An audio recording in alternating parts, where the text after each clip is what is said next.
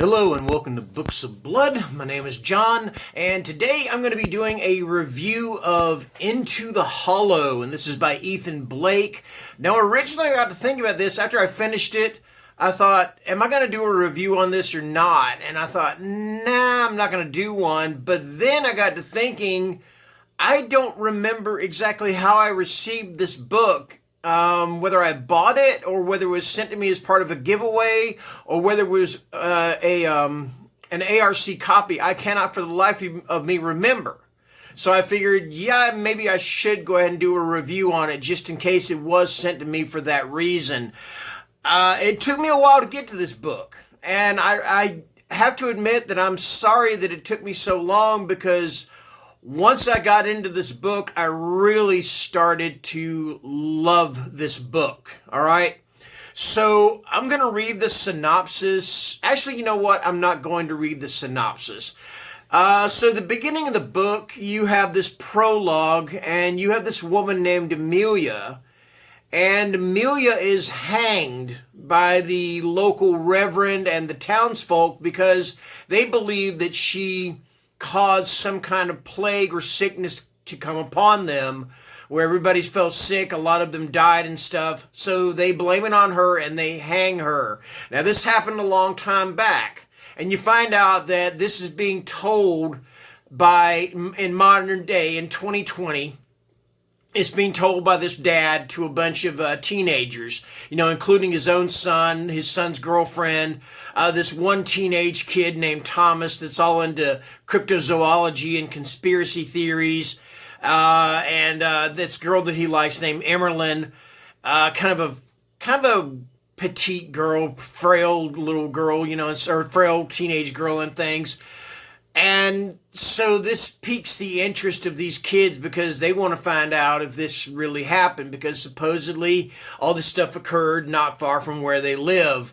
It's the night before Halloween, and according to this story, that is when the veil is very thin between the living and the dead. So what do these kids do? They decide to find this hollow and find this place, this tree where this woman, Amelia, was hanged. And they go there, and some pretty freaky crap happens. In fact, they take a picture. They find the tree, they take a picture, and next thing you know, Amelia is in the picture. And the kids go home. They're freaked out. They're spooked and everything. And not only that, though, they are actually followed, or I don't know if you want to say followed or possessed, all of them, by what is known as a dream demon or a Dybbuk. Now, I know in, I believe, Jewish mythology or whatever, the Dybbuk is a Jewish demon. Now, I'm not sure if it's a dream demon or if the author just kind of took liberties with this and just kind of put the two together. But what this demon does is that if you fall asleep, it puts into your mind these overwhelming urges. And trigger warning here, once again, God Almighty, I can't believe this is the third book in about 6 books that I've read where suicide has been a big part of it, and it plays a very big part in this, okay? What this dream demon does is if you fall asleep, it gives you these overwhelming urges to, of course, take your own life. And the people in this book that do take their own lives, you find out there's a pattern later on at the end of the book where each one of them takes it in a certain way, all right? But one of the characters, and I'm not trying to be gross, one of them literally walks into an airplane propeller, all right? Another one, trying to think what all of them are pretty gross, but they all follow this pattern, all right? So it's up to these kids or these teenagers to stop this. It's up to them to put a stop to it before it's too late, before all of them are dead. That is pretty much the plot of the story, all right? Like I said, I cannot believe it took me as long as it did to read this book, because I ended up loving this book. I definitely give it a 5-star rating. I highly recommend it if you're into this sort of thing. Again, the trigger warnings with the suicide and stuff, but this is a 100% creepy, spooky.